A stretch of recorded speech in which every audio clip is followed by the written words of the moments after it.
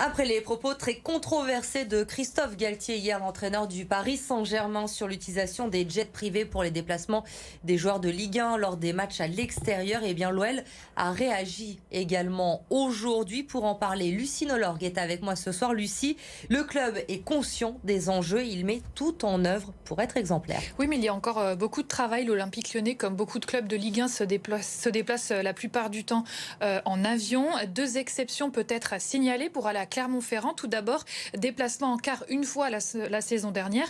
C'est le cas aussi pour certains matchs à Paris. Les Lyonnais prennent le train à l'aller, mais il est difficile de trouver un train pour le retour. Un train qui circule à l'issue des matchs, le soir tard notamment.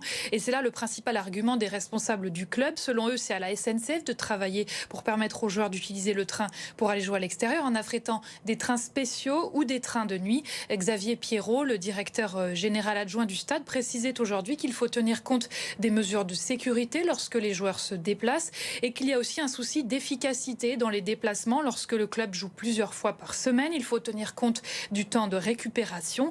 Pour le président du club, Jean-Michel Aulas, l'Olympique Lyonnais se doit d'être exemplaire en matière de transport. Je vous propose de l'écouter au micro d'Édouard G. On aura d'ores et déjà un certain nombre de déplacements qui seront effectués en car. J'ai compris que la SNCF était en train aussi d'essayer d'optimiser sur un certain nombre de déplacements, en particulier peut-être Paris. Et donc on va tout faire, y compris en faisant des efforts au niveau des équipes, au niveau de l'organisation, au niveau de la direction, pour qu'il y ait moins de consommation et que quand on peut éviter l'avion, eh bien, on puisse prendre le train ou le car. L'Olympique Lyonnais dit donc réfléchir à changer ses habitudes. On a fait le calcul, 3 autres clubs de Ligue 1 sont accessibles à moins de 2 heures en TGV.